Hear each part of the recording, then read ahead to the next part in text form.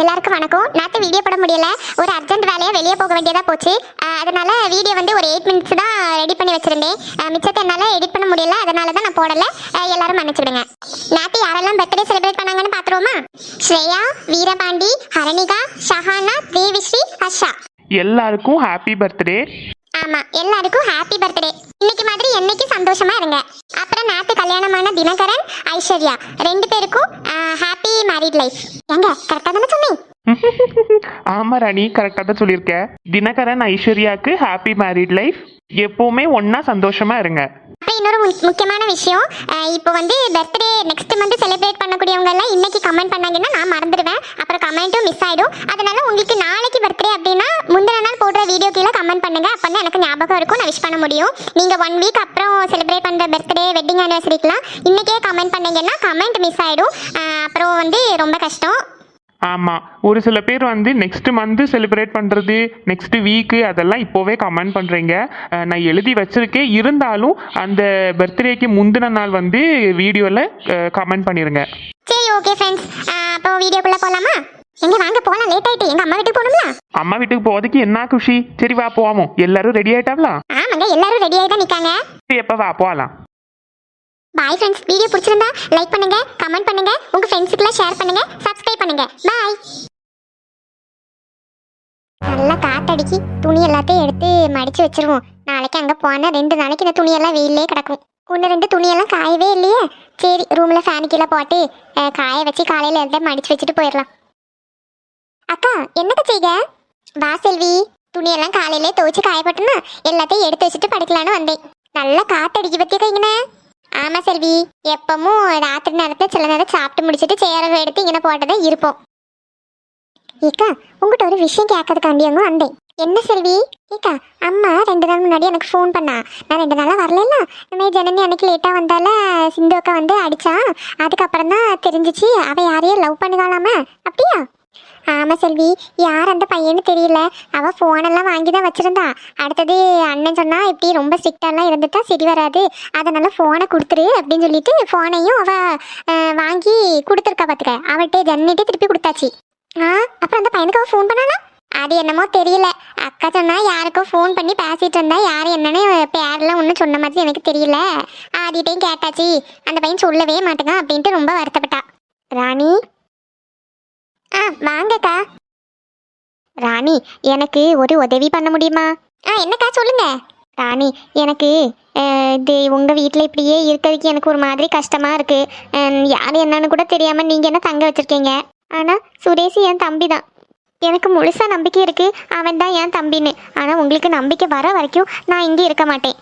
அது எங்கக்கா போகிறீங்க இந்த நேரத்தில்? ஆமாக்கா, எங்கே போகிறீங்க? அதெல்லாம் ஒன்றும் பிரச்சனை இல்லை. எங்கள் வீட்டில் இவ்வளோ பேர் இருக்காங்கல்ல, நீங்கள் ஒருத்தங்க இருந்ததுனால எதுவும் வராது. இல்லைம்மா, நான் இங்கனோடு ஏதாச்சும் ஒரு வீடு பார்த்து தங்கலாம் அப்படின்னு முடிவு பண்ணியிருக்கேன். என்னக்கா சொல்கிறீங்க? ஆமாம்மா செல்வி, இங்கே இருக்கிறது சரி கிடையாதுல்ல. சுரேஷும் எங்கிட்ட அந்த அளவுக்கு பேச மாட்டேக்கான். அவனுக்கும் பிடிக்கல போல இருக்கு. நீங்களும் நாளைக்கு எல்லாரும் கிளம்பி உங்கள் அம்மா அப்பா வீட்டுக்கு போக போகிறீங்க. நான் இங்கேருந்து என்ன செய்ய போகிறேன்? நீங்களும் எங்கள் கூட வாங்கல. அதெல்லாம் வேண்டாம்மா, எனக்கு இங்கனோடு ஏதாச்சும் ஒரு வீடு மட்டும் பார்த்து தர முடியுமா? ஒரு சின்ன வீடாக இருந்தாலும் பிரச்சனை கிடையாது. ஐயாக்கா, நான் ஒன்றும் நினைக்காதம்மா. எனக்கு இங்கே இப்படி சும்மாவே இருந்து சாப்பிட்டு எனக்கு பிடிக்கல. பார்த்துக்க, நான் ஏதாவது வேலை பார்த்து ஒரு 4 காசு கிடச்சுன்னா எனக்கு அதுவே போதும். ஏதாச்சும் ஒரு சின்ன வீடாக கொஞ்சம் பார்த்து தருவியா? இந்த ஒரே ஒரு உதவி மட்டும் பண்ணு ராணி. ஏக்கா, என்னக்கா இப்படி சொல்கிறாங்க இவங்க? சரி, நான் யோசிக்கேன். நீங்கள் இப்போ போங்க, நான் இப்போ வேற இந்த துணியெல்லாம் எடுத்துகிட்டு வரேன், நம்ம சாப்பிடலாம். சரிம்மா. செல்வி, என்ன செல்வி இவங்க எப்படி பேசிட்டு போகிறாங்க? வாட்டுங்கா விடி. யார் என்னன்னு தெரியாத பொம்பளை வீட்டில் தங்க வச்சதே பெரிய இது. 2-3 நாள் இங்கே தான் இருக்காவ. அவங்களே போகிறேன்னு சொல்லும்போது நம்ம எதுவும் தடை சொல்ல வேண்டாம். எனக்கு ஒரு மாதிரி கஷ்டமாக இருக்குது செல்வி. எங்கள் வீட்டுக்காரவையே அக்கான்னு சொல்லாவ. எனக்கு இது நம்ப தான் வேண்டாமான்னு தெரியல. ஆனால் கண்டிப்பாக எனக்கு தெரியும், அவங்களுக்கு சின்ன வயசில் ஒரு அக்கா இருந்தாங்க. அவங்க காணாமல் போயிட்டாவே. அதுக்கப்புறம் எனக்கு அவங்க ஞாபகமே இல்லை அப்படி இப்படின்னுலாம் சொல்லிட்டு இருந்தா. அவங்களா தான் இருக்குமோ என்னமோ தெரியலக்கா.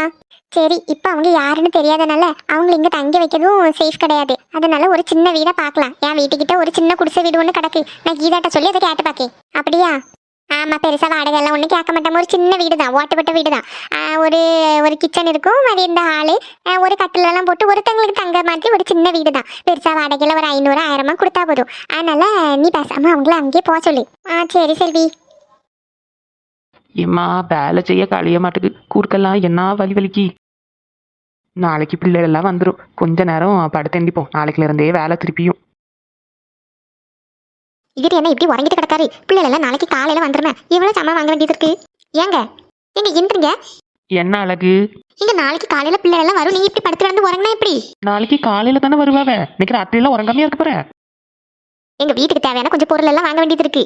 பக்கத்துல அண்ணாச்சி கடை இருக்குல்ல, அங்கே போயிட்டு லிஸ்ட்டை கூட அவங்க எடுத்து தந்துருவான். நான் அதே பைசா வந்ததுக்கு அப்புறம் கொடுத்துக்கிட்டேன். சூப்பர் மார்க்கெட் போனங்க, நிறைய சாமான் வாங்கணும். சூப்பர் மார்க்கெட் போறியா? ஆமாங்க, நானே போய் வாங்கிட்டு வரலாம்னு நினைச்சேன். ஆனா எனக்கு தனியா தூக்கிட்டு வர முடியாதுல. அண்ணாச்சி கடையில எது வேணுமோ வாங்கிக்கோ, அழகு அங்கே எல்லாமே இருக்கும். சரி போங்க, சொன்னா கேட்கவே மாட்டேங்க. சூப்பர் மார்க்கெட்ல என்ன பொருள் எல்லாம் கொஞ்சம் நிறைய இருக்கும், நல்லா இருக்கும், விலையும் கொஞ்சம் குறைவா இருக்கும். இங்க இருந்து வந்தா இவ எல்லா கடையிலயும் ஒரே மாதிரி தானே இருக்கும். சூப்பர் மார்க்கெட்டு போறாளாம். சரி நம்மளும் போய் வாங்கி எடுத்து கொடுத்துட்டு வரலாம்.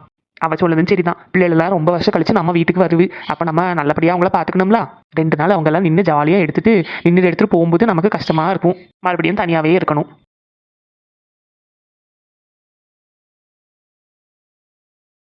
ஹலோ துவானி, ஏன் இவ்வளோ நேரம் ஆச்சு ஃபோன் பண்ணதுக்கு? 5 மணிக்கு நான் ட்ரெயின் ஏறும்போது ஃபோன் பண்ணுவேன்னு சொன்னேன். ஆமா, ஆனா எனக்கு ஃபோன் பண்ண முடியல, அம்மா ஃபோன் தரலையா, அதனால தான் இப்போ எல்லாரும் கிச்சன்ல இருக்காங்க. சரி உங்களுக்கு ஃபோன் பண்ணலான்னு அம்மாக்கு தெரியாம எடுத்துட்டு வந்திருக்கேன்.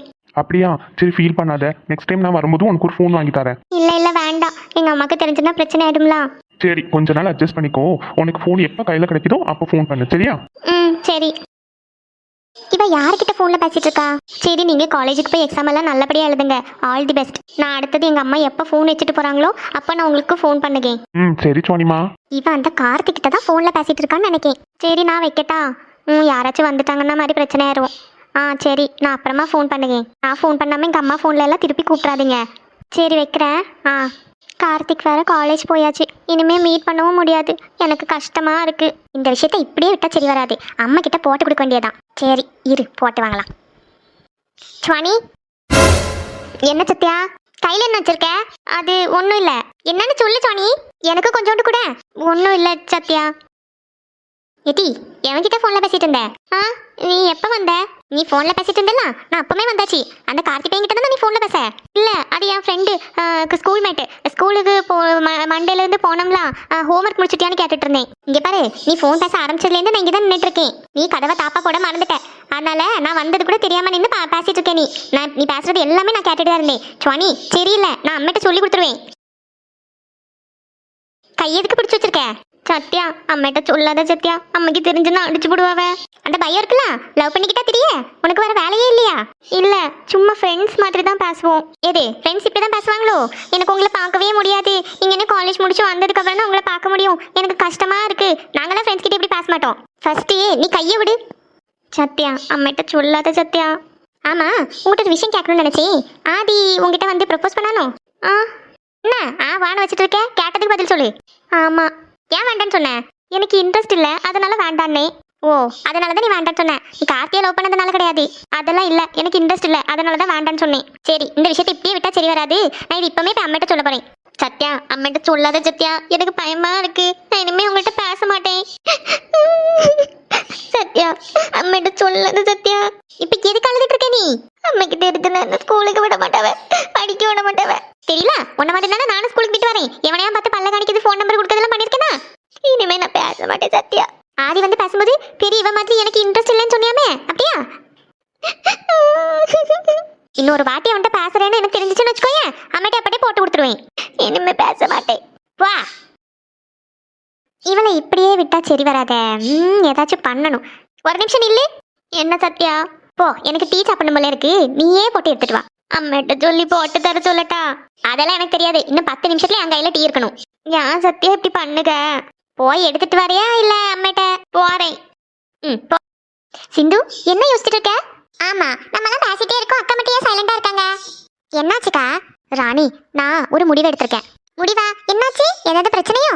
இல்ல ராணி, நான் ஜனனிக்கு ஒரு மாப்பிள்ளை பார்த்து கல்யாணம் பண்ணி வைக்கலாமான்னு யோசிச்சுட்டு இருக்கேன். அக்கா என்னக்கா சொல்லுங்க? ஆமா செல்வி, அவளுக்கு ஒரு மாப்பிள்ளையை பத்தி கல்யாணம் பண்ணி வைக்கலன்னா சரி வராது. அவளுக்கு கல்யாணத்தை முடிச்சுட்டு அடுத்த 1 வருஷத்துல ஆதிக்கும் நந்தினிக்கும் கல்யாணம் பண்ணி வைக்கலாம் அப்படின்னு முடிவு பண்ணியிருக்கேன். ஐயோ இவங்க வேற ஆதிக்கு நந்தினிக்கு கல்யாணம் பண்ணலான்னு பேசிட்டு இருக்காங்களே, அவன் வேற முடியாதுன்னு சொல்லிட்டு இருக்கான். என்ன பண்ணதுக்கு? இப்ப சொல்ல முடியாம போயிட்டேன். அதெல்லாம் இருக்கட்டுக்கா, அதுக்கு நீ இப்ப அவசரமா மாப்பிள்ளையை பத்தி கல்யாணம் பண்ணிக்க போற? ஆமா தெரிஞ்சோ தெரியாமையோ அவளுக்கு அவ சைட்ல இருந்து ஒரு மிஸ்டேக் ஆயிடுச்சு. அதை நம்ம எல்லாம் சேர்ந்து பேசி தான் திருத்தணுமே தவிர எடுத்தும் பிடிச்சோன்னு கல்யாணம் பண்ணி வைக்க கூடாது. இல்ல நான் அதான் அவர்கிட்டயும் பேசலான்னு இருக்கேன். ஒரு வருஷத்துல அவளுக்கு கல்யாணத்தை முடிச்சு விட்டுறணும்.